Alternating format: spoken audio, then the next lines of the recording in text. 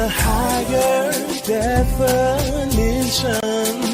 than what it seems. There's gotta be more, gotta be more.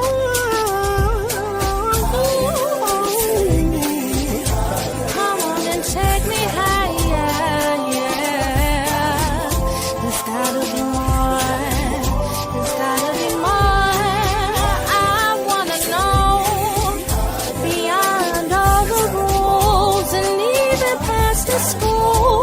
I wanna know more, yeah, yeah, yeah. I need a higher definition. Higher definition.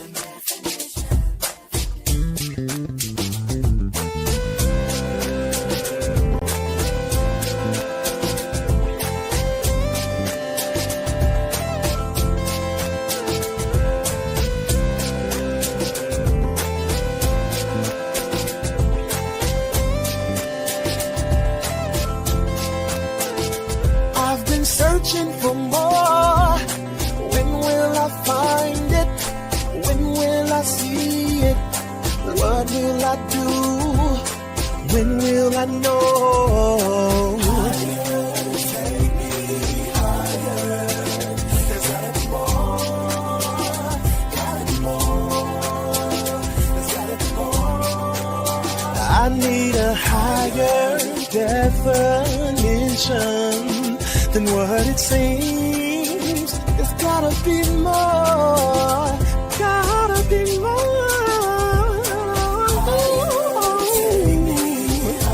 Come on and take me higher, yeah. There's gotta be more, there's gotta be more. I wanna know beyond all the rules and even past the school. I wanna know more, yeah, yeah, yeah. I need a higher definition. Higher definition. I've been searching for more. When will I find it? When will I see it? What will I do? When will I know? Take me higher. There's gotta be more. Gotta be more. There's gotta be more. I need a higher definition than what it seems. There's gotta be more, gotta be more.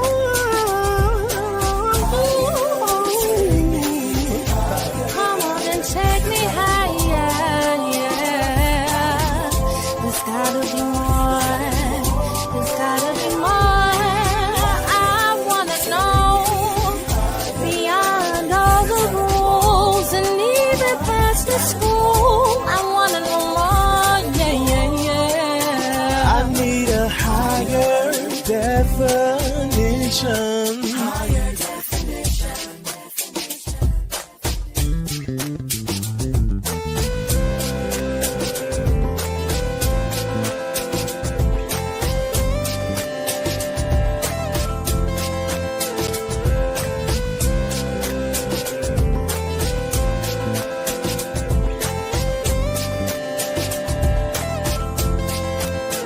There's gotta be more, gotta be more. Come on and take me higher, yeah.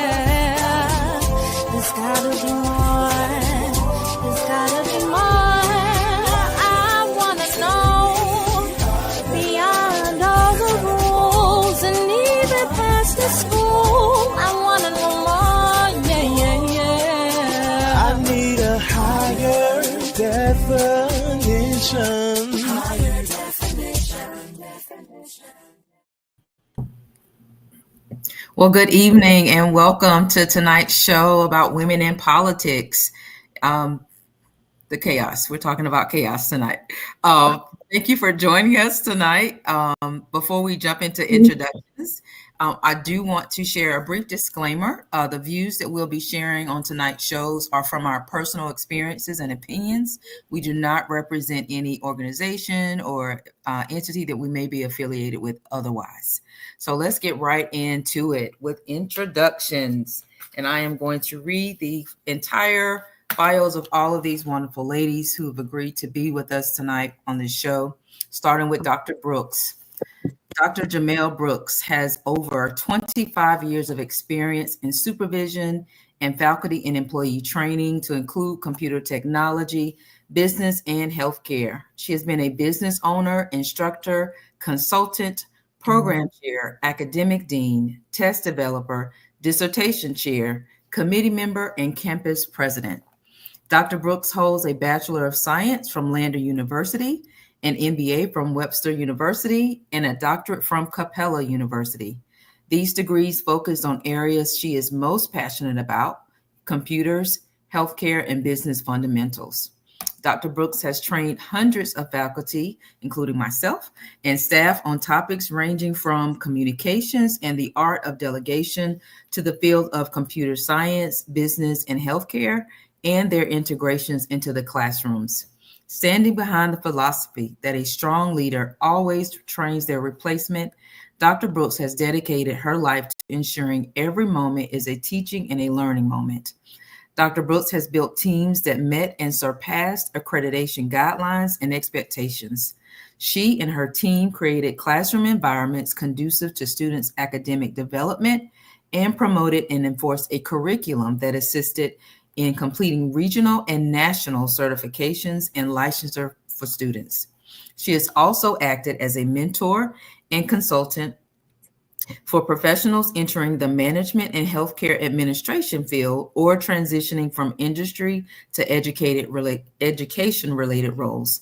Dr. Brooks considers her research with policies and advocacy as the capstone of her academic and professional career. The research allowed her to identify crucial gaps between technology, health literacy, employment, and leadership. Dr. Brooks is currently enjoying building her new endeavor, the Nest Home Healthcare LLC, an opportunity that allows her to work to continue closing gaps that have been identified. Welcome to the show, Dr. Brooks. Ms. Nikita Jackson is a lifelong Rock Hill, South Carolina resident, advocate, and a servant leader who inspires and empowers individuals to achieve their potential. She is passionate about serving and advocating for impact, change, and efficacy of resources in the communities of need. Nikita is a graduate of the Inside Rock Hill Initiative, Congressman James E. Clyburn Political Fellowship Program, and Advanced Municipal Elected Official Institute. She recently served as a city council member for the city of Rock Hill from January 2018 until February 2022, and is currently employed at North Central Family Medicine as the outreach supervisor, managing a team of 5 community health workers, providing vital education about the healthcare options that are available, as well as helping to reduce health disparities in underserved communities. Her values are shaped by the understanding that there is a greater purpose at stake and we can be vessels used for change. In achieving that purpose for her was becoming a public servant to be the voice for a group of people who may not otherwise have one against those who make decisions that affect them. Nikita has coordinated community cleanups to help restore a sense of hope in her community. She was instrumental in helping 1,500 people in York County and Rock Hill receive the COVID vaccine and participated in numerous COVID testing sites. Her strongest attributes are seeking out and taking advantage of opportunities, asking for and offering help when needed, exhibiting sound judgment and willingness to make decisions, as well as balancing team and individual responsibilities, exhibiting objectivity and openness towards others' views, and putting the success of the team above her own interest. Nikita has served as a board member of the Clinton College Community Development Committee, HBCU Tri-County Alliance, regional co-chair. She's been a regional co-chair for the Catawba region for SCCHWA. Do you want to tell us what that means, what that stands for? The South Carolina Community Health Worker Association, where I'm also the chair currently. Perfect. Thank you. Former member of the Council of Government for the Catawba region, the executive chairperson for the Alzheimer's Walk Association for York County, a member of the York County Interagency Coalition, a member of Impact York County, Men on a Mission, a member of Housing Development Corporation for the City of Rock Hill, a member of the Rock Hill Economic Development Corporation, Saluda Business Corridor Association, Clinton Connection, Talent Development Corporation for the City of Rock Hill, former board member of the appointee for the Boards and Commission for the City of Rock Hill, Keep York County Beautiful Board, committee member for the Back to School Bash with the Heart to Heart Foundation, Weed and Seed Initiative for the City of Rock Hill, chair of the York County Democratic Party, chair of the South Carolina Community Health Workers Association Board, Community Development Corporation for Clinton College, the national delegate to the National Democratic National Convention in 2024, a certified community health worker for the Sickle Cell Disease Association of America, and a member of the South Carolina Roadmap Community Voices Advisory Board. Welcome to the show, Nikita. Hope Matthews, originally from Omaha, Nebraska, Hope Matthews and her husband, Sean Cassidy, moved to Rock Hill in 1999 when he took a job at Winthrop University. They have made Rock Hill their home for over 20 years. Hope completed both undergraduate and master's degrees in biology at Winthrop University. She then started a career in education that included working at the Museum of York County as an educator and exhibit researcher, then at the City of Rock Hill in outdoor education. She also serves on the board of the Nation Ford Land Trust and is on the board of the Rock Hill Tree Commission. She and her husband have 2 children, Lucy and Felix, and choose to live in Rock Hill because of the small community and access to recreation, art, and education. Welcome to the show, Hope. Thank you for being here. And last but certainly not least, I'm going to introduce my friend and sorority sister, Ms. Jennifer Hutchinson. Jennifer Hutchinson serves as the vice chair of the Rock Hill School Board, having been elected in November 2024 to an at-large seat with the term set to expire in 2028. Her candidacy was driven by concerns regarding the decisions made by the previous board over several years.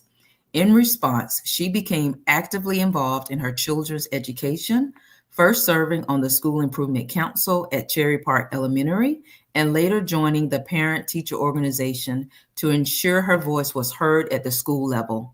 However, her commitment to improving education extended beyond the local school, prompting her to run for office with the goal of enacting policies and decisions that benefit the broader Rock Hill community. A deep-rooted passion for political engagement runs through Jennifer's family. Her political involvement traces back to her great-grandfather, who was once a delegate from Fruit Hill, South Carolina, which is in Saluda County, to the Republican National Convention during the Reconstruction era. His activism, alongside his work as a professor at Benedict College in Columbia, laid the foundation, for a legacy of civic-minded descendants who have contributed to South Carolina's political landscape through service on various boards, councils, and civic organizations. Jennifer is an active member of the Rock Hill Alumni Chapter of Delta Sigma Theta Sorority Incorporated, where she has previously served as the Social Action Chair, among other things. In this capacity, she had the opportunity to meet with Senator Tim Scott and Representative Ralph Norman to discuss issues important to the residents of the 5th Congressional District. She has also held the role of secretary for the York County Democratic Party and is currently the community service chair of the Upper Palmetto chapter of Jack and Jill of America Incorporated. In addition to her leadership in these organizations, Jennifer serves as the community outreach coordinator at Mount Prospect Baptist Church. She is also a dedicated member of numerous other civic and community organizations within Rock Hill and York County. Jennifer is a native of Columbia, South Carolina. She holds a bachelor's degree in political science and communication studies from Clemson University, as well as an MBA and a master's in supply chain management from Charleston Southern University. Professionally, she serves as a supply chain manager for MKS Atotech, an electroplating chemical manufacturing company based in Rock Hill, South Carolina. Jennifer is married to Marco Hutchinson, and they are the proud parents of two children, Barrett, age 10, a fifth grader at Cherry Park Elementary, and Parker, age 8, a third grader at the same school. One of her life's mottos comes from the great poet Gwendolyn Brooks: "We are each other's business. We are each other's harvest. We are each other's magnitude and bond." Welcome to the show, Jennifer. All right. Well, now that we have introductions out of the way, and I am Marilyn Martin. I'll be your host tonight. I'm not a stranger to the higher definition audience, but I am honored to serve with this group of amazing women. So let's get started. We're going to kick off talking a little bit about our experiences. You might have noticed that in the promo video, we shared some photos of our time on the campaign trail. And I will say that that was not intentional. It wasn't until after I asked all of these ladies to join me on this show that I realized that we had all had that in common. So I was like, well, that's kind of neat. So let's start off. What encouraged you to run? So this is a 4-part question. No worries. I'll repeat it if you forget parts of it. And I'm going to ask this of all of the panelists. Why do you think it was important to be involved in your local community? What prompted you to run or put your name in the hat? Can you share what your experience was like running a campaign while maintaining all of your other obligations? I know most of you are mothers or caring for families or have full-time jobs. And then lastly, would you run again, or are you interested in running again? So I will start with who we're going to start with today. Let's start with Jennifer. I think she's there. Yep, I'm on. I was on mute. Sorry, I had to find the mouse. Good. That's okay. Good evening, Dr. Martin. How are you doing? Good evening, I'm doing ladies. well. Good. It's so good to be here again. Thank you for having me tonight. Absolutely. Yes. Well, my reasoning for running for the school board in particular was because, like in the bio, there were some decisions that had been made over the course of several years that, for me, rose great concern. I am a working parent, a working mother. My husband and I, we work outside of the home. And so there were some decisions that I felt personally that were being made that were not reflective of those needs of parents that may be not able to have a flexible schedule. For example, one of them being the calendar. We recently just came off of a calendar that had 9 or 10 half days. For me as a working mom, again, for elementary age students, you drop your children off at 7:40 and then you have to pick them up at 11:15. And how do you navigate those types of decisions? So I decided to run just to be a voice for the working parent, and also just have a seat at the table to help make decisions on behalf of students and teachers. Nice. Thank you, Jennifer. And I guess we'll do a round robin for each question. That probably makes the most sense. What about you, Hope? Why do you think it is important to be involved in your community, and what encouraged you to run? I think you're on mute, Hope. Yep. I had actually worked for both the county and the city at various times in my career. And really, that kind of drove home for me the impact that local politics have more than other kinds, more than other levels of government. And I also ran because a bunch of people asked. And I don't know if you've heard the saying that man has to be asked to run a couple of times, but a woman has to be asked to run on average about 7 times. And so I think that really speaks to kind of the people who choose to run. I kind of had to be convinced, but one of the reasons that I ran is because the seat that I was running for was held by a woman, and it was the last woman on city council. Yep. And so that was a big push for me, because as an educator, I've seen how much representation matters. Yes. And it matters that our young women need to see that there are women in leadership roles. It Yes. matters that, because I'm a science teacher, it matters who scientists are in terms Mhm. of kids having goals for what they want to do and what they know that they can become. Yeah. So, I mean, in answer to Mr. Kirk's question, did you experience any sexism within the political realm? Always. Um, it is always there. And would I run again? I've really decided that even though I only lost by 19 votes, I really don't have another race in me. But what I really want to focus on is taking everything that I've learned and helping other people that want to run for office. And so I'm currently the second vice chair of the York County Democratic Party, Yes. and putting a lot of effort toward that. Thank you, Hope. Awesome. Nikita, what about you? Why do you think it's important to be involved in your local community? And what prompted you to put your name in the hat or to run? And then I'm going to circle back with the rest of the other two questions. Um, just so that I could be involved and know what's going on in my community. I realized there was a lot of things that was happening in my own city, in my own backyard, that I had no clue of what was going on until I actively got involved. And it opened up my eyes to a different world other than being a single mom going to work at a 9 to 5 every single day. And so that's what really prompted me to want to learn more. What prompted me to actually run for office? Most people say politicians are crazy. So I think I think that's Not you, what Jennifer, not happened. you. I'm former, so I know. So in 2013, I actually ran when Reverend Dr. Osby Roddy decided to retire and not run, so the seat was vacant. And so I decided to run in 2013. I won in the primaries with only 138 votes.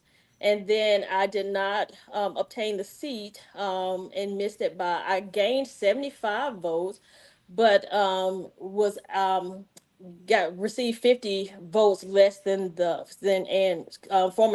former city council member Ann Williamson. And then after that, Amy Hayes from the York County Democratic Party said, well, if you got enough balls to run for city council, won't you come help us on the York County Democratic Party? So here I am, trotting myself along, said, okay. And then I did, and on my very first meeting, they made me the secretary, and I was like, "Oh God, what have I gotten into?" And then from there, just learning about politics here in Rock Hill and what all that entailed, very intriguing, very interesting.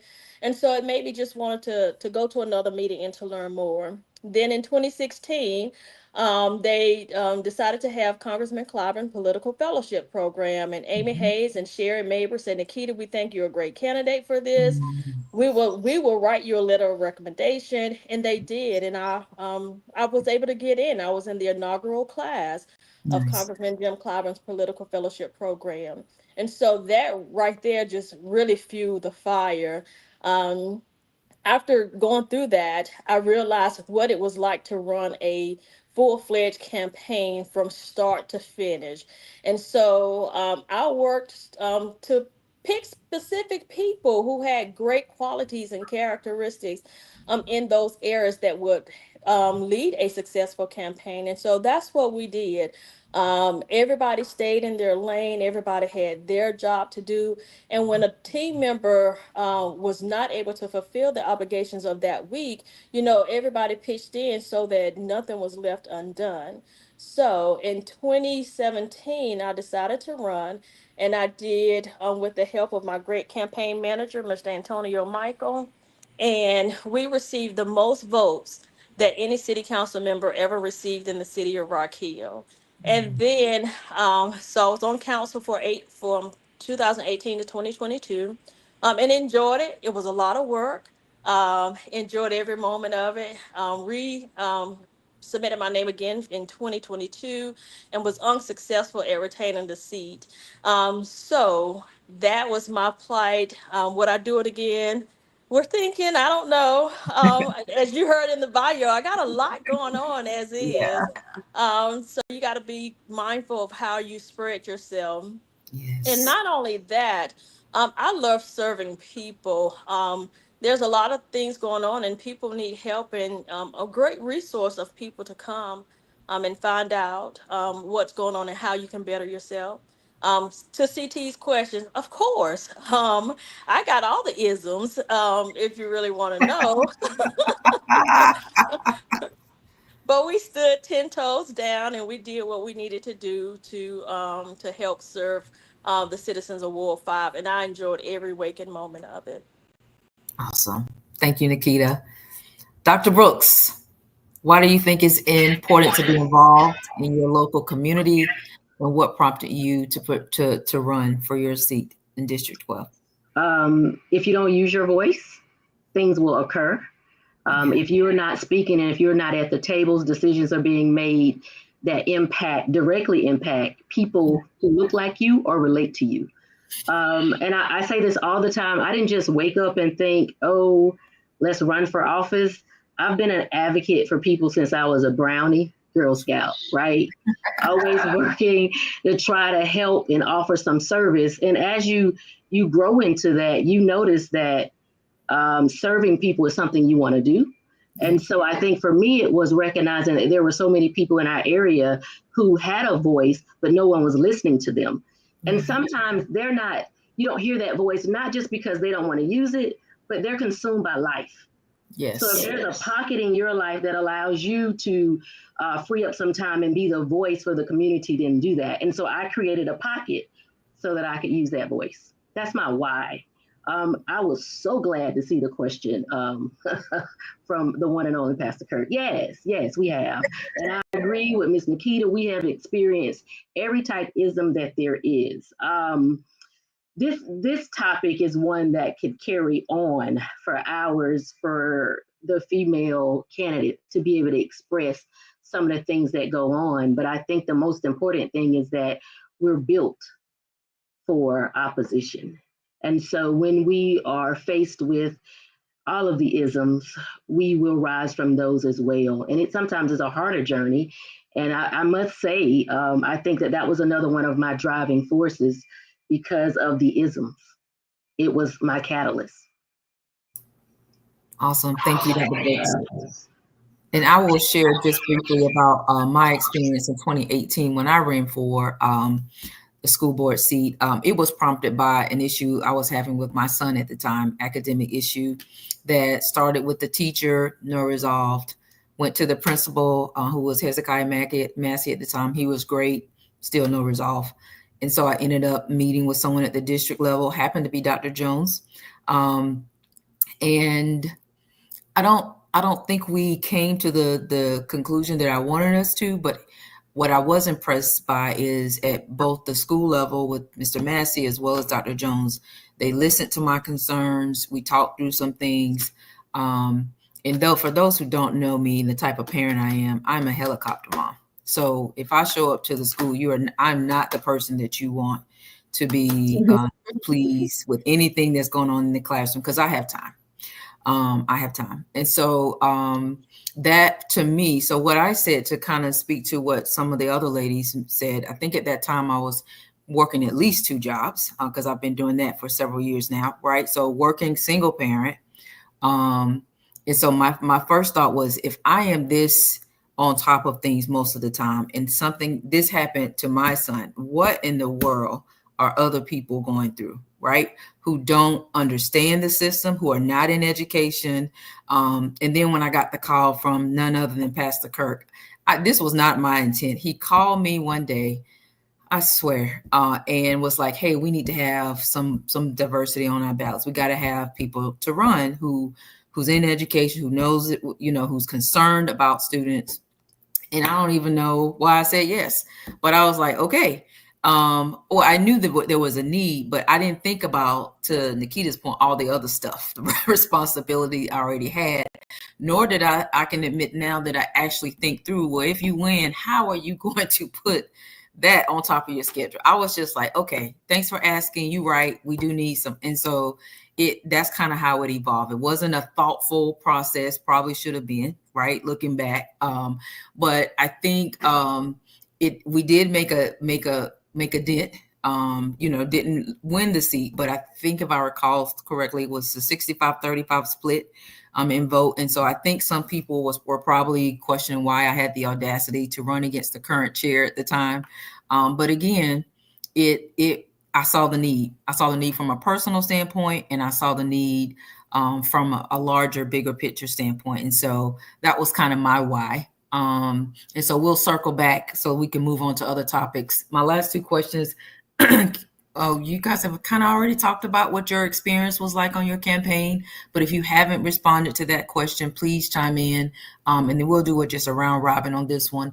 And then, of course, would you run again if you haven't answered that question?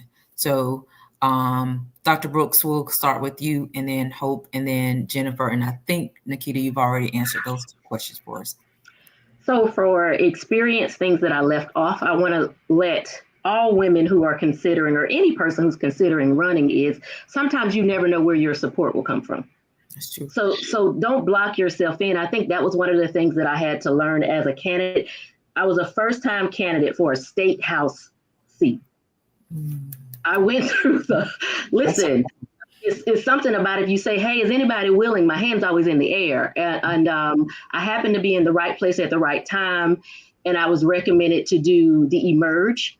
So finish the Emerge program, a great program, by the way. So that's the plug for Emerge. If you're considering it, gives you a very good, diverse outlook on what it looks like to run as a woman. So I finished that, and then I knew that I was going to run. The seat that I was going to run for, I had a conversation with some individuals, and they suggested that I run for District 12. And I love the way each person on this panel has given their win percentages. And the reason I wanted to circle back to that point is for everyone who's listening, or if you're the one who said it, or you know someone who might have said that my vote doesn't count. You just heard how people won or did not win a seat off of votes as low as 19. Was it 19 votes I wrote down? Only 19 votes. So that means if 20 additional people would have showed up, things could have been different for Hope. I think it was Hope that said 19, right? And for me, because my area was so wide, it was a little different. I won Greenwood County, but did not win McCormick. And so if I would have won Greenwood by a larger percentage, I would have probably still gotten the seat, but I didn't. The other thing I want to say about running, and then I'll go to the second part of that question, Dr. Martin, you might have to tell me what that is again. But one of the things that's important is I need for people who are listening to stop being afraid of taking the L. Even if you don't win that seat, you have won something. Yes. You have changed the mindset of people. Yes. So run these races and you give it your all. And you know that if it doesn't say that you just won the seat, know that that journey doesn't stop there. You're chipping away at a long time journey. And that's what makes us great at what we do. We just don't take the L. And that was a question that came up. Well, Dr. Bruce, do you plan to run again? I sure do. As soon as they can type that ballot out, my name gonna be on there somewhere. Yes, because my why didn't change. I was in this game for the people, and I'm going to continue to be in this game for the people. And that means along the journey, I'm going to win some fights, and I'm going to lose some fights, but I'm never going to lose sight of the people. And I think that's the biggest thing that we all have to get over. Overcome fear. Yes. Understand that even in the loss, there is still a victory. Look for that. I love that answer, Dr. Brooks. Beautifully said. Beautifully said. Who am I going? Who's next? Can I chime in on that a little bit? Absolutely, you can. So when I didn't retain the seat in February of 2022, I had a lady tell me, I hate that you lost. And I said, well, what did I lose? She was like, you lost your seat. I said, no, because I sit on a seat every day and I didn't lose anything. And she was like, well, you're not the city council woman anymore. I said, I may not have retained the seat, but I didn't lose anything. I said, we have to really change our narrative and our thought process and our speaking process. Everybody, I believe in a higher power. Speak those things into existence. So I'm not going to speak negativity in anything. I'm going to find a win in it because everything is a win, even if it's a lesson that is learned or an experience that is gained. You win on so many different levels. And so I agree wholeheartedly with you, Dr. Brooks. No, just because the L came, the W was always in the picture because I gained so much. I gained so much knowledge. I gained the experience. I gained just being able to help people, just a plethora of things that I gained from that experience. And it's an experience that nobody take away from you. You can't take it away. It will be forever yours. And it's just up to you on how you walk that walk in being in politics. And so, yeah, I agree wholeheartedly. When you saw me, I was just jumping up and down because that was a conversation that I had because we've got to change the narrative and we have to change the words that are coming out of our mouths so that we can, speak positivity and speak life into all situations. That's right. Thank you, Nikita. Jen and Hope, do you want to jump in? Well, I think what Nikita said was a good segue into one of the goals of the Democratic Party is to have every seat be contested, all up and down the ballot. I mean, we want people to have choices. Yes. And we can't have choices if we don't, as you're all saying, reframe the discussion. If you don't get the votes, it doesn't mean that you didn't lose. Right. But it also, it means that people had a choice. Yeah. And also, Hope, you can't win if you're not winning. So you got to be in it to win it. That's right. That's right. Jennifer. So I just kind of want to circle back to what Dr. Brooks said. I was a first-time candidate and I did win. So very thankful for that and thankful for what the ladies are saying about gaining something. But I had some losses myself actually on the board over the last couple of months. And I tell you, I was just stewing in sadness. Let's just say that. Stewing in sadness for such a long time. But what Dr. Brooks made me think about was I have a very good friend who's also on another school board in the area. And he said to me, he said, Jennifer, he said, those losses are not losses. Sometimes you're in place to be the soil so that the seed can be planted, so that the tree can sprout, so that it can bear fruit. And so when Dr. Brooks said that made me remember, like, I'm sitting here thinking, man, I'm getting hit like boom, boom, boom. It was loss after loss after loss. But he reminded me that sometimes the losses just means that you're the soil, that you're tilling the soil for someone else to win, so that it may not be Jennifer's win right now, but it may be the young lady that comes behind me that gets the win.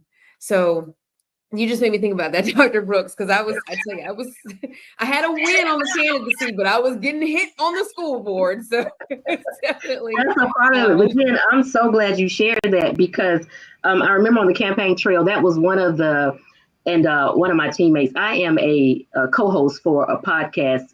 You guys can go and find it on all streaming platforms. It's called Black, White, and Blue in the South. And I remember my co-host teasing me, as we often do, because one of my speeches that I gave was that we are all farmers. And I wanted people to understand that it doesn't have to be you at the end of that finish line. Did you plant the right seed? That's right. In the right places? That to me is the win that we miss sometimes. So I'm so glad you used that soil analogy because that just confirms. So Bill, if you're listening, that confirms I'm not the only one who thought that we were farmers. Thank you, Jennifer. Absolutely. So to all the ladies, the losses doesn't mean that you lost. It means that you're tilling the soil for somebody else so that it will bear fruit. But to that, Dr. Martin, to your question, I do intend to run again. Yeah. Yes. Well, So Yes. But let me That's- get through this term first. Right, right, right. Well, thank you, Yes. ladies, for sharing Thank about your you. personal experiences on the campaign, and your why behind serving. And again, I know all of us serve in various capacities in our communities. Thank you for typing that comment, Melody. I was trying to type it, and I just couldn't multitask and do it tonight. So we'll move on to the hot topics and politics today. So we'll start with oh wow, so much. We'll start with the one big beautiful bill that was signed into law, I believe July the 4th, if I'm not mistaken. There's lots of stuff in the bill. There's no way we can dissect it, but we really wanted to kind of touch on some key areas that could affect us or our children, our households, namely healthcare, and what they're trying to do as far as gut the ACA, immigration reform, and we'll talk a little bit about the DEI rollbacks that happened at the beginning of the year as well. So, Nikita, I'll start with you and defer to you as it relates to the bill, your thoughts on it, either globally or namely in those couple of areas that I just mentioned. What do you think we need to do to prepare for how this could play out for us?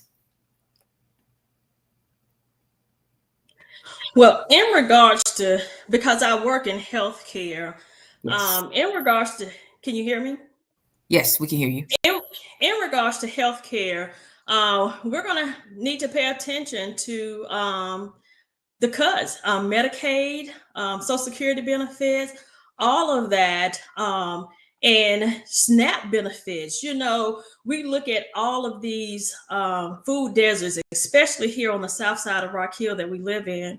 So if we're not able to use SNAP benefits or they've been taken away from us, we're just going to continue to eat those foods that are unhealthy for us. That's just going to exacerbate all the other health problems that we have.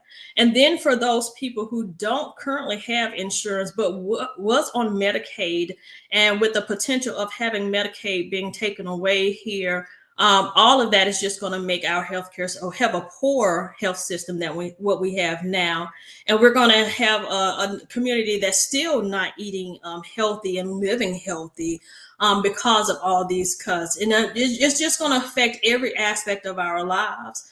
And you know, with Medicaid, we have to think about our parents, our family members that are in these skilled nursing facilities. You know, what's going to become of that?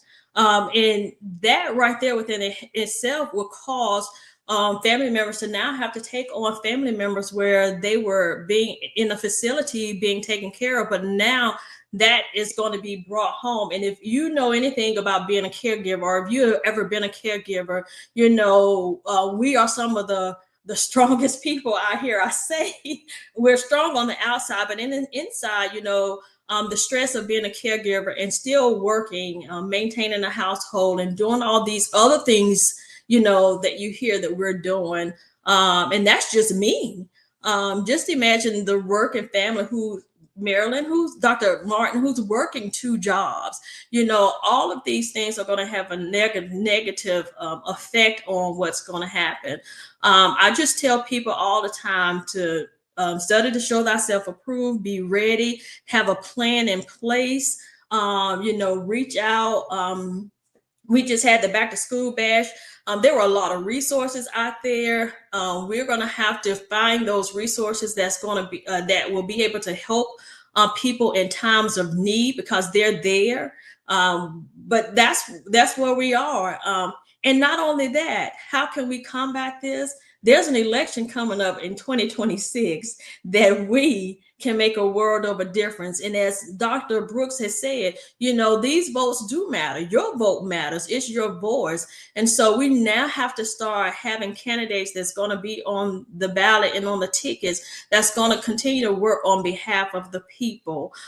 We've never seen times like this before, but this isn't anything new up under the sun. We're going to have to reinvent ourselves and figure out what we're going to have to do living this new moving forward.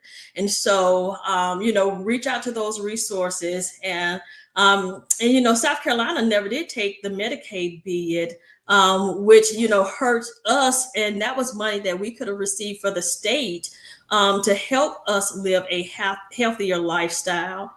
But again, when we get people who make the decisions to make these cuts and to not accept Medicaid bids, this is what happens. The people ultimately pays the price for that.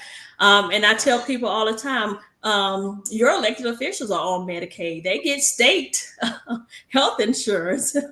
So just because they're an elected official, but they get the best, the best of the best.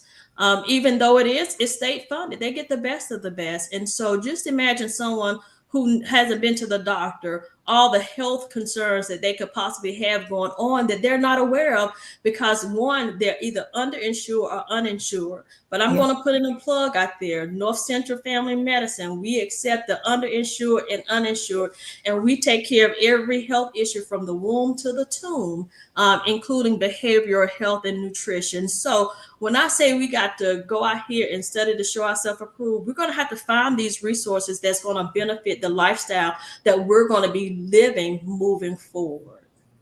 Thank you, Nikita. Jennifer.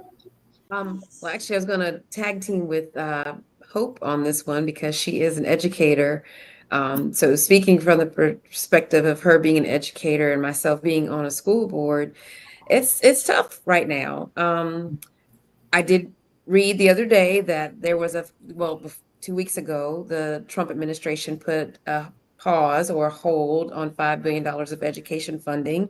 And the other day it was released. So thankfully, we will be able to get some of our federal funding because we were looking, into what would we do without some of that federal funding. Now, from a school perspective, in South Carolina, I could say, most of your funding comes from the state and local. A school district or school board is the only entity that can levy taxes on you without having to go for a vote, which is a plug for why elections are important, especially on school boards. And like everyone's saying, local elections matter because your school board can raise your taxes without you even having a say in it. So it is very important that you are engaged and involved with local elections. But to that, with the big beautiful bill and the dismantling of public education, it is a frightening time. So I want Hope to kind of chime in as an educator because she's going to be directly affected by that in many ways. Thank you. The thing that strikes me about it is that there's not a single aspect of that entire bill that doesn't impact our children in some way. And it doesn't matter where you come from. It's the children that are going to get hit the hardest. And the thing that I'm going to use my nice words here so we don't have to filter anything or get taken off air. But this is the party that brags about being pro-life. So what kind of life are you supporting and what kind of life are you creating when we have children who can't get fed, we have children whose families are being ripped and torn apart, we have children that aren't going to have access to medicines and food. I mean, the very most basic things. And, I know there's a famous quote out there somewhere about you can judge a society and how they care for their children. Well, we're failing. And it just with all the resources that our country has, and this is what we choose to do with it. We choose to put concentration camps in Florida, and there's money for more beds for these supposed illegals that are doing these terrible things, supposedly. And I think the thing that's probably most damaging about the whole thing is what it says about our national priorities. Absolutely. Go ahead, Jennifer. I'm just going to quickly circle back to what Hope is saying. The big, beautiful bill does affect children more than anything. And again, from an education standpoint, thinking about the funding that is being taken away. And when you talk about programs and initiatives that could help children be more efficient in their learning, I mean, this is our future generation. These are the kids that are going to be taking care of us. So when you're talking about we're taking money away from reading intervention and math intervention, and we don't have the funding to support those initiatives, we're gradually dumbing down our society, and we're dumbing down America. I don't know if that's intentional. I don't want to, It is 100%. It is, because an uneducated electorate will continue to vote against their best interests. And yes, I said it. So, but to that, yes, we are dumbing down our society, and we're dumbing down our children. And where will that leave us 50, 60 years from now, when those children are on the front? They're the ones that are going to be paying into Social Security, if it's still there, and taking care of us, like Nikita said. They're going to be our caregivers. What will that look like for us? So it is a very scary time in education, in particular in healthcare and in the country, based upon what's being taken from us. Dr. Martin, let me get just a little piece of that. I could tell your spirit was. I see. I don't know if y'all see me rocking in this chair, honey, but I almost tipped over. So let me get it together here. So, if you're following this, we've heard this bill be referred to as, the Republicans will call it the big beautiful bill. You'll hear some on the Democratic side say it's the big ugly bill, but I'm going to call it what it really is. It's really called the HR 1.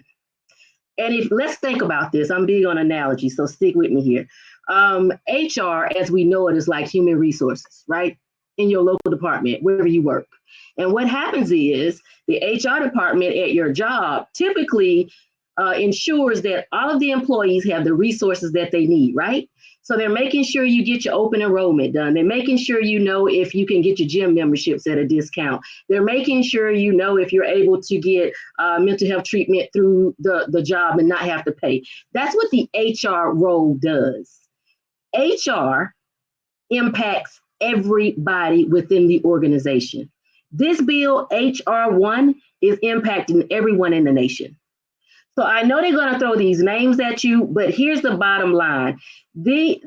What is happening right now at the national level is there's a group of people that we've elected, either by voting or not voting, that is divvying out resources or taking resources away, just like your area HR department.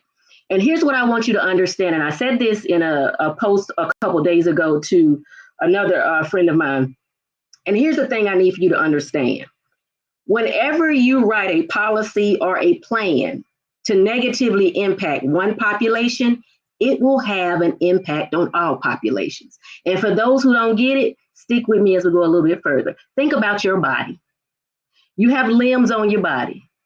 Sometimes it might take your brain a little while or your left arm a little while to figure out that you just damaged something on the right end of your body. But it gets the message sooner or later.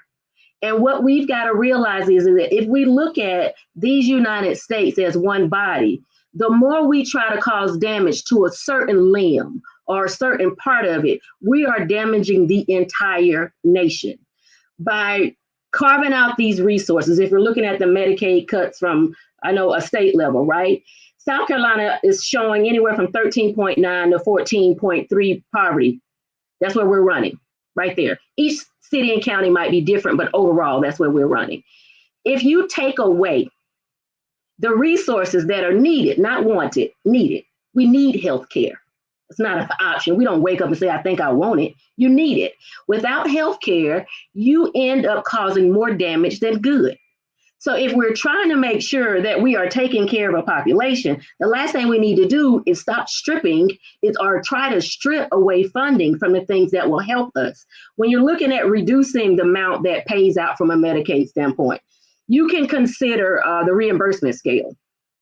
Medical providers don't reimburse and get enough off of a patient who has Medicaid. We know that, right? However, there are ways around that. The House and the Senate at state level can go back and up that reimbursement. You can. They can drop a bill on the floor for that. Let's say, I think we need to pay these doctors a little bit more. Let's do this. When South Carolina's governor chose not to accept the funds for Medicaid expansion, there was a huge door closed on South Carolina. Now, with this HR 1 bill, what will happen is South Carolina will take cuts. You will have to go through some extra steps and be verified every 6 months on if you're to stay on Medicaid or come off. There will be people who will lose SNAP benefits. All of that will happen, and it will look like it's not a large number. And the reason it's going to look like that is because we did not take the Medicaid expansion. But the bottom line is we are still being severely impacted by the cuts that are coming down when we're looking at the HR 1 bill. This bill will have parts that reach far and wide. And because it's so, like Dr. Martin said, because it's so big, we can't cover it in 20 minutes or an hour. But the problem here is if somebody's not pulling it apart and talking about how it's going to impact us, we will miss what is hidden in this bill. And I tell people all the time, don't get caught up in the name of the bill. Dig down deep into that bill, because that's where the pain truly is. It's inside the bill, written in those lines. So I'll get off my HR 1 stool, but I will challenge everyone who's listening to call your representatives. Call them, email them, and ask them, with the HR 1 bill coming down, how will that specifically impact your community? Make them tell you how many people will lose benefits. Make them tell you how many children additionally will go without food. And then come for the election for 2026, show them whether you agree with what they said or not. That's what we have to do. There are some sneaky provisions in there, though, that are scheduled to take effect after 2026. That is correct. So, that is correct. And that's it was a super devious thing. Like, they knew. Yep. They knew what they were doing. That's the part where I'm saying you got to get past, like, we as a people got to get past reading the headline and actually dissect that bill, because of the fallout that will happen. There's a trickle down, slow impact that will slowly pull away from our infrastructure as a body, and we are not recognizing. So I think that's right. And it was purposefully designed that way so that it didn't affect, hoping that it wouldn't affect the 2026 midterms. But like you say, we really have to pay attention and do a deep dive. And I'm going to also go back to the fact that, with the Medicaid not accepting the big and people being removed from Medicaid. So look who's going to benefit and who's going to continue to suffer. You really have to look at that aspect of it, because if I don't have insurance to go to the hospital, if I'm having a health issue, I'm going to get sicker and sicker. Now, when I do go, they're going to prescribe medicine. I'm not going to be able to pay for it, or I'm going to try my best to pay for it. So we got to look at it from that perspective. Who's winning and who's losing at the end of the day. But we can determine that in 2026. When we're talking about who's winning and who's losing, I'm sorry, Dr. Martin. I said I was going to be happy, but I can't help you. Yeah, I'm doing all right. When we're talking about who's winning and who's losing, here's what I want you to understand. Remember, I told you that you can impact one part of the body, is going to have an impact on the other part. If you are looking at, and I don't know if you're watching this, but in the state of North Carolina, I think there are like 5 hospitals that are going to close or planning to close. And in South Carolina, it might be about 4 hospitals. I'm going to talk about the one that's in Abbeville. That's maybe 20 minutes from Greenwood. That is a 20, 30-minute rush to get somebody that you love to the hospital if we end up having to close that hospital. Right? So nobody's thinking about that. And why would they? They don't have to worry about how they're going to get to the hospital, because it's all taken care of. But that's why it's important for us to be able to show up. Now, here's the other impact. You close hospitals, you lose employees. Closing a hospital has the potential to increase the poverty level in every state. Hospitals are some of the biggest organizations that employ the most people. So I don't want to hear this, and I've heard it, we have a chance that companies will come and companies will grow. And no, what's going to happen is you're going to take the food out of working people's mouths who did not need Medicaid or EBT in the beginning, but by the time this bill is completely brought to life, they will need it because they will have lost jobs. And you are right, Nikita, they're going to create even larger health disparity. This thing is something that if we don't get ahead of, we will continue to suffer from it. I love it. Look, great conversation, ladies. The only thing I want to add to what Dr. Brooks said about calling your representatives and holding them accountable, essentially, and ask them when you do that, ask them if they didn't vote for it, ask them why, because we know that there are some congressmen, congresswomen who didn't vote for it because they wanted the bill to be worse than it is, right? So let's make sure that this is just talking points from us, but go and do your own research. This is it's a lot in the bill, and like I said, we don't have time to dissect it all. But one of the things I do want to touch on, since we're on the healthcare topic, back, I think 8 days ago now, the SCOTUS, Supreme Court of the United States, ruled from 6-3 that states can deny Medicaid funding specifically to Planned Parenthood. So this is on top of the Medicaid cuts we're talking. This is going to be detrimental. And I know this panel has talked about when people hear Planned Parenthood, people only think about abortions. Now, Nikita, I know this is your area. So do you want to tell people what that includes? Because I wrote down the whole list, but would you like to speak to it so that people are informed and can understand? It's not just the population who may end up in that situation. It covers a realm of services that people could no longer have. Yeah, so we at North Central, I do a whole lot of things. And signing people up for Medicaid is one of those things. But people only look at it from a women's perspective.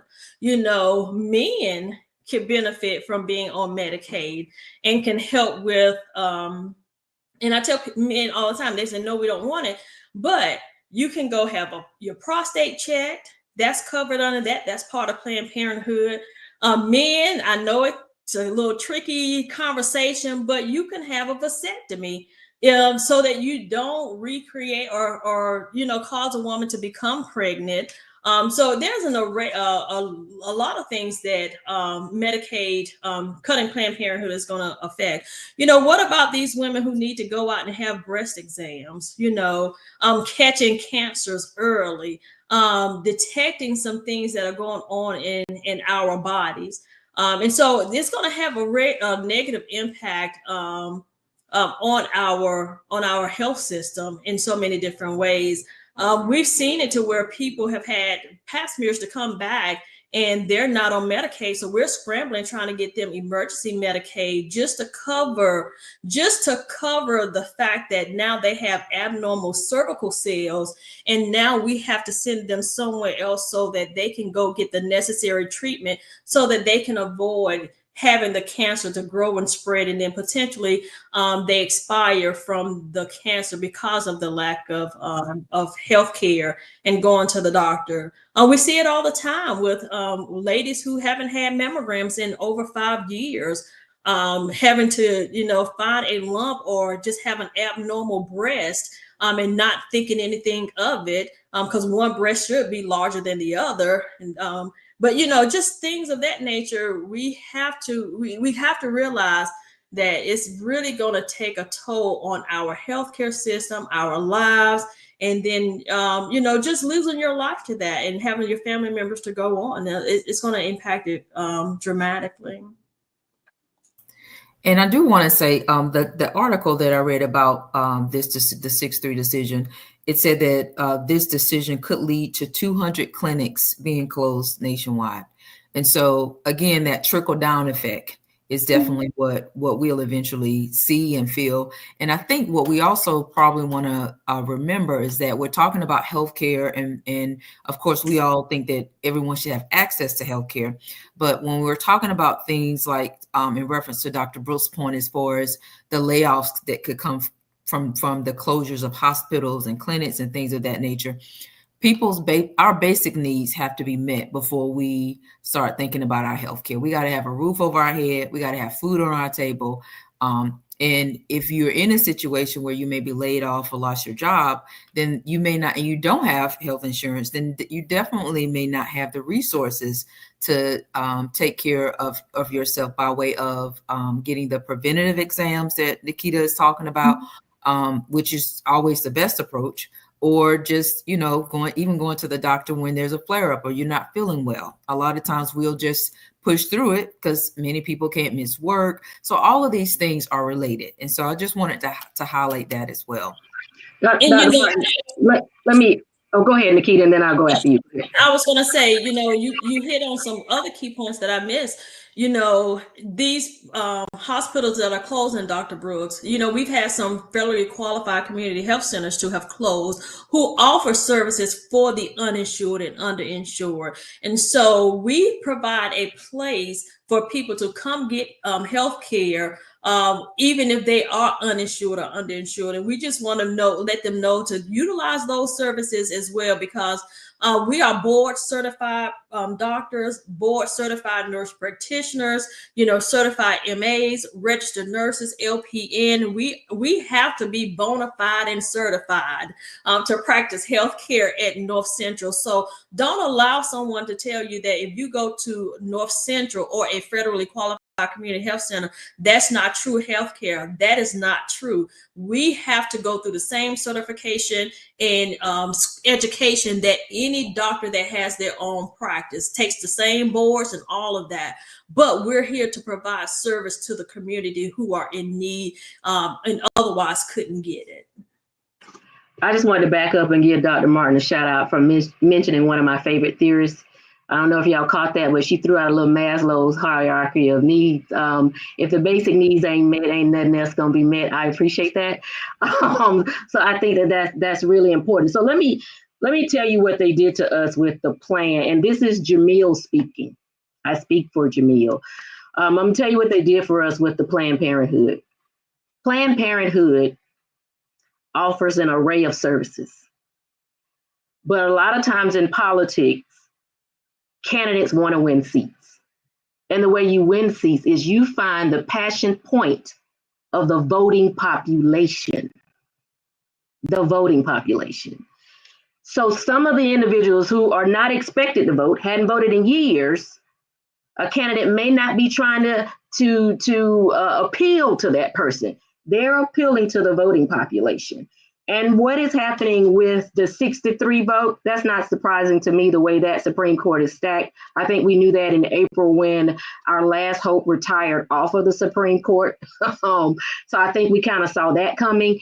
But what we're having right now is a play on power. And I shared, this, I don't know if you guys watch cartoons, but there was one cartoon and it was an ant movie.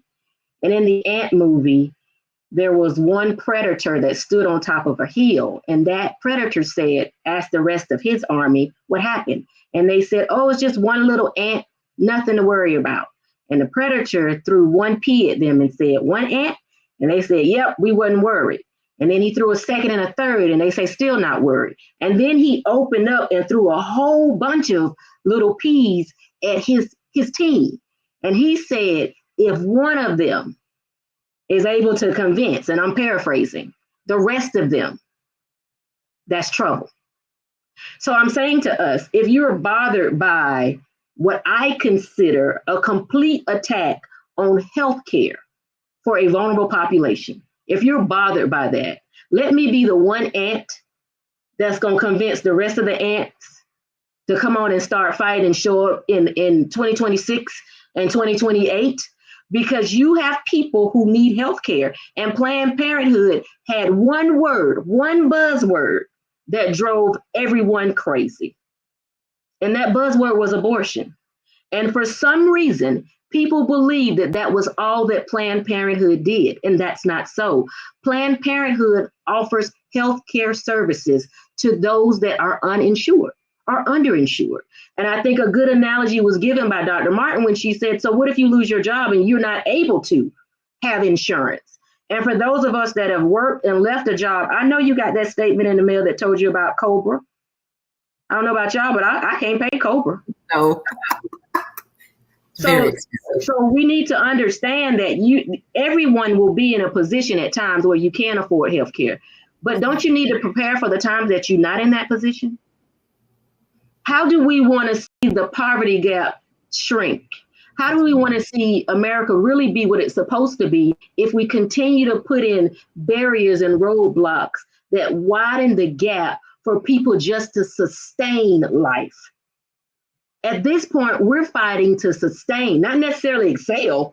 People are just fighting just to live day to day. And we have one conglomerate of individuals who are knocking all of that down. And I think that we've got to stop that part.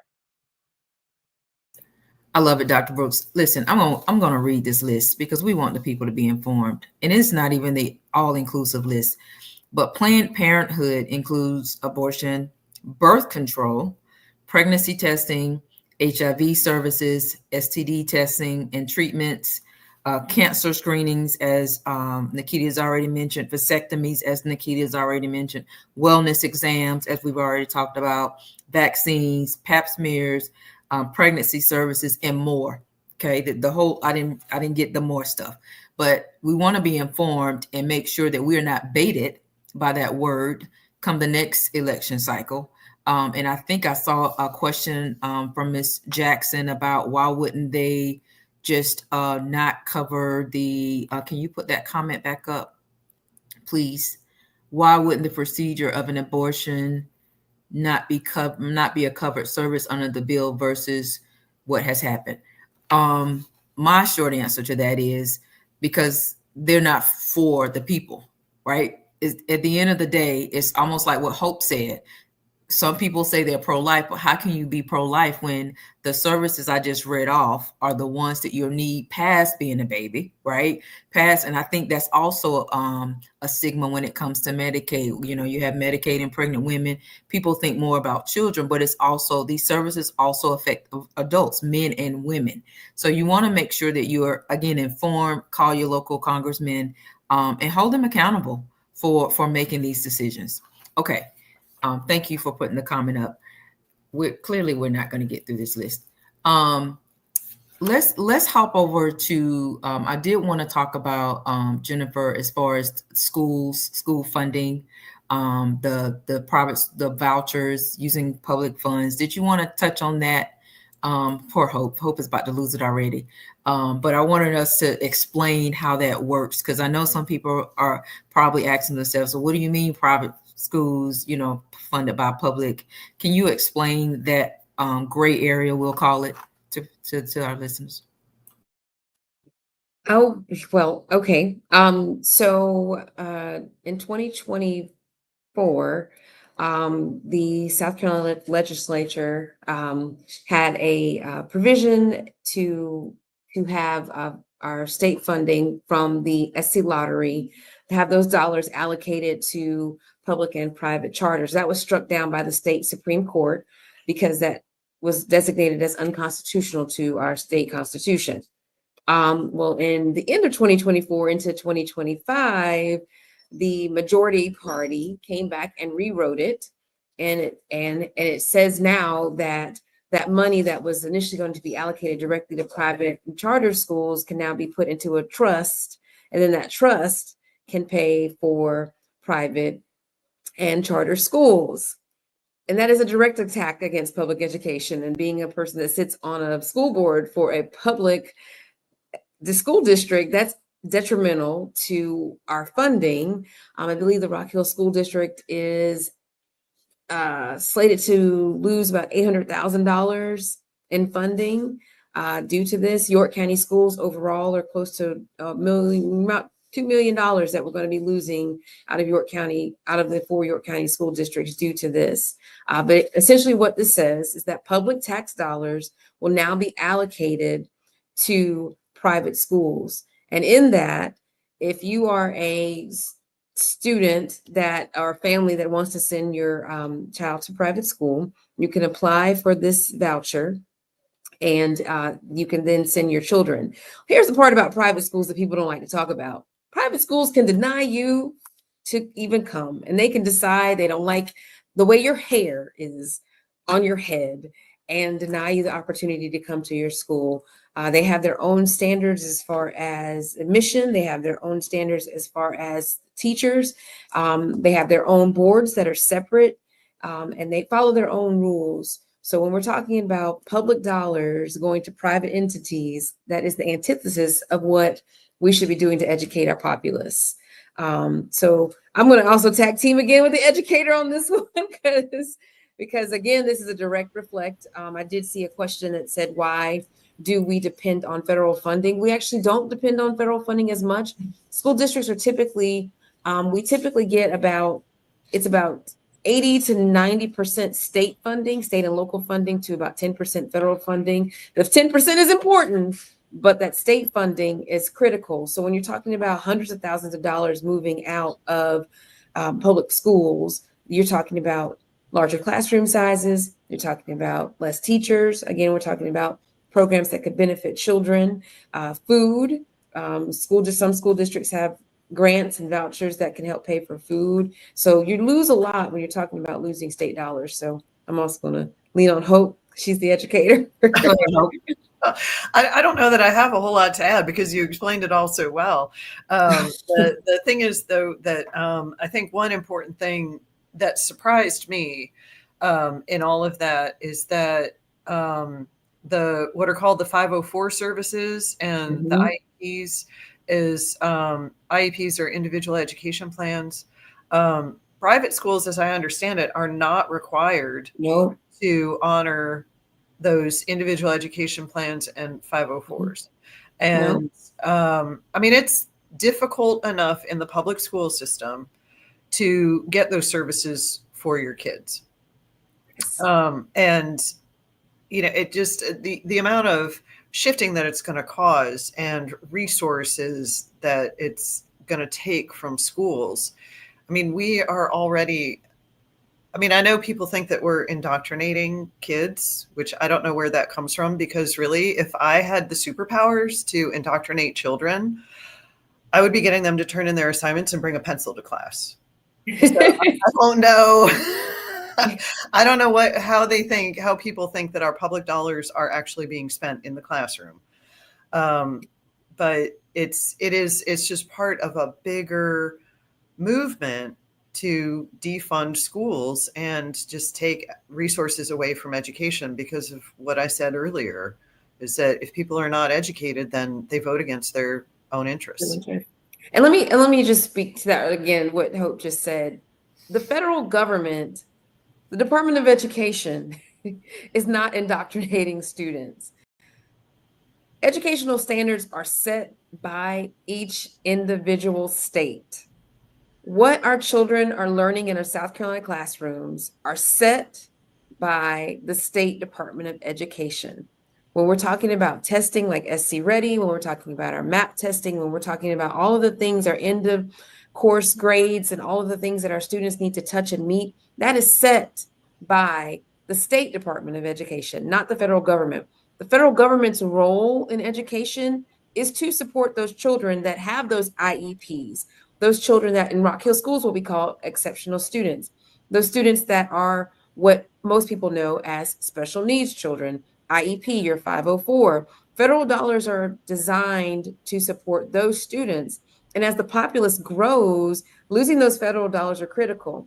But the federal government cannot set standards on what children learn. They can help create a guideline like No Child Left Behind, but who is setting the state standards? Those that are in the state house. And anytime you hear that terminology about indoctrination, it's an effort to take the focus away from what the problems really are. Yes. Because, I mean, anything that you're calling indoctrination might impact one or two students, when in reality, the real situation is I teach 8th grade and a majority of my students are below reading level. And, you know, as we were talking about before, today's kids that are in 8th grade now, they're the ones that are going to be dosing my meds when I'm in the old folks home. And I would sure hope that they'd be able to read because I don't want them giving me the wrong medication or not being able to explain what medical condition I have or any of those kinds of things. And curiously enough, it's the same group that will push responsibility for social emotional learning back into the classroom. So teachers are just being painted into this tiny little corner where we have to be afraid of what people consider indoctrination, and yet we're supposed to be teaching social emotional learning. And then it's supposed to be okay to put one religion's 10 commandments on the wall. But indoctrination can't happen in the classroom. So it's there's just so much inconsistency that sometimes I think that people aren't really listening to themselves. They're not. And Go I was ahead. just going to say, again, going back to what the federal government's, the Department of Education, besides our exceptional students, our special needs, they are designed to protect the child. And so when we're talking about healthcare, we're also talking about protecting healthcare. We have to talk about protecting education. You don't want your child to go into a classroom where they're discriminated against for anything that they can't control, for something that they can't control. And that's what the federal government is designed, or the Department of Education, excuse me, is designed to do. It's designed to help supplement states and protect children. So again, when we're talking about defunding the Department of Education, it's not about because they're sitting down some crazy lesson plans from the federal government. It's about protecting the child. So, Dr. Brooks. Yeah. So federal, why? Let's just be real frank here. You need federal involvement because South Carolina is not doing what it's supposed to do. So let's embrace, and I don't have a problem. Let's just embrace that South Carolina is dropping the ball. So here's what I want your listeners to do is you keep your eye on a state that wants to separate from the federal government. Why do they want to do that? As was mentioned, Jennifer just said to you all that, the federal government helps protect the students if you're looking at it from a healthcare standpoint. So you have the Office of Civil Rights, right? The Office of Civil Rights makes sure that if students are being discriminated, one of the things that they do is if students are being discriminated because of their 504 plans or IEPs or any type health situations or anything of that nature, if the case is that major, the OCR is able to provide insight and resolve the case. So you want federal involvement because it should be the highest level of unbiased involvement ever. So you want the federal funds here, but when you watch South Carolina, let me go ahead and say this about the state superintendent. This is Jamil speaking. This is Jamil speaking. This is Jamil speaking. This is Jamil speaking. The state superintendent is not for public education. The state superintendent, this is Jamil speaking. The state superintendent has not shown that she is for public education for the children in South Carolina. Now, maybe she's working on some children in another state, and I just haven't made that connection yet. But in the state of South Carolina, she is not. Okay, that is also a seat that will be coming up for election in the very near future. Yes, and there are a couple candidates out there. I know one, in fact, that you could probably follow.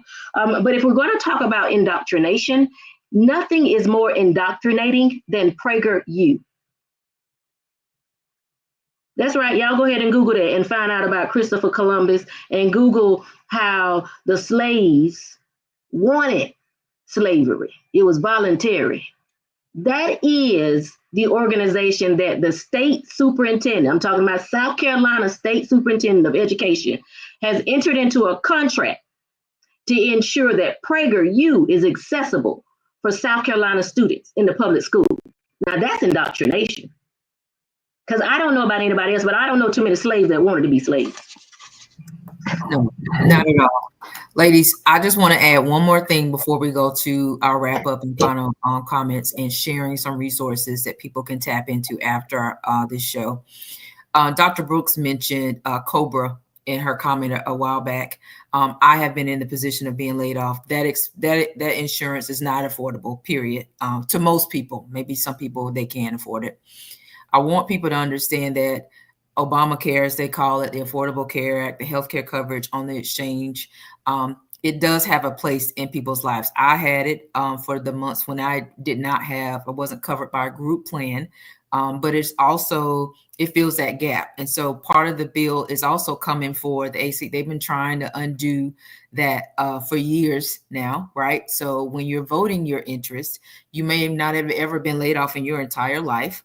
First time for me was in 2024, but it could happen. And for some reason, just in the last couple of weeks, I've interacted with more people who have been laid off or will be laid off.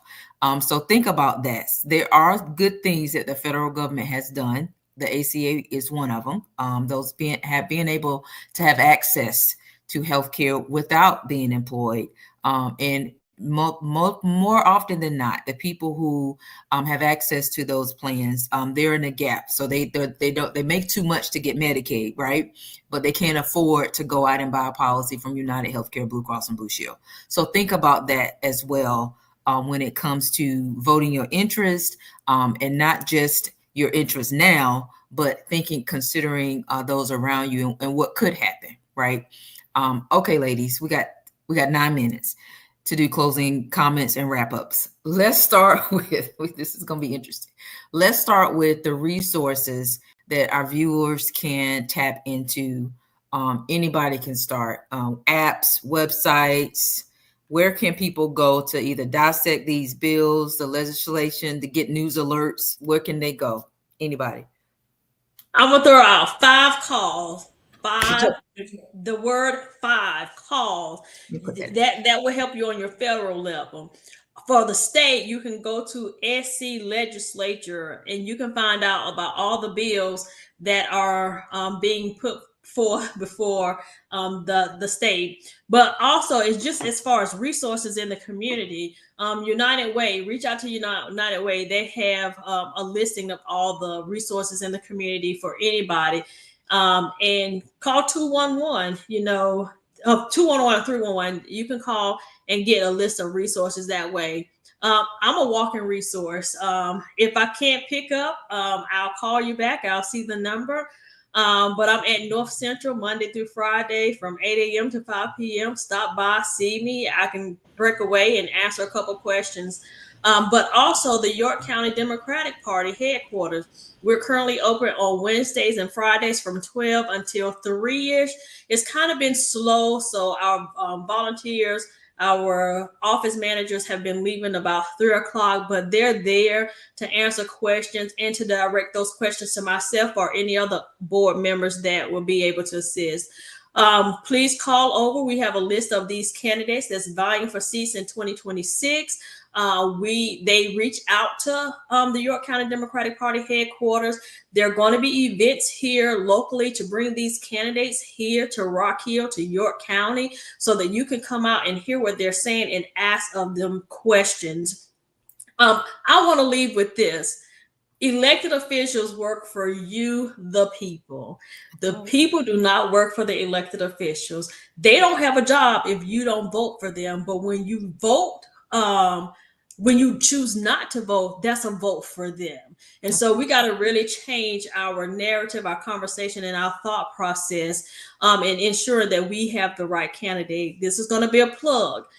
Every municipality in York County is up for election: school board, county council, and city council seat. If you know of anybody who dare to step out there on faith and know that this is an opportunity for us, please reach out to the York County Democratic Party. We do not want any seat in York County to be uncontested. Again, you can't win not unless you win, and we need to get some people who are willing to put their name on the ballot.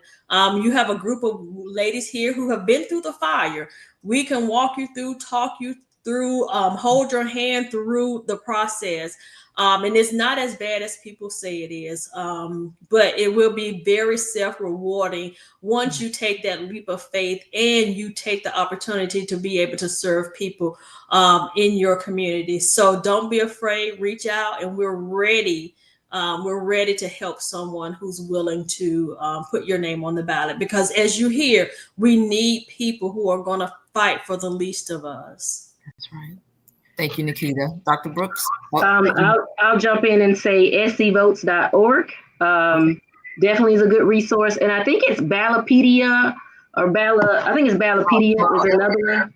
I think I said Topia the other time, but it's Topia or Pedia, but we can drop those in the chat as well. Those will let you see the candidates that have already filed to run for positions.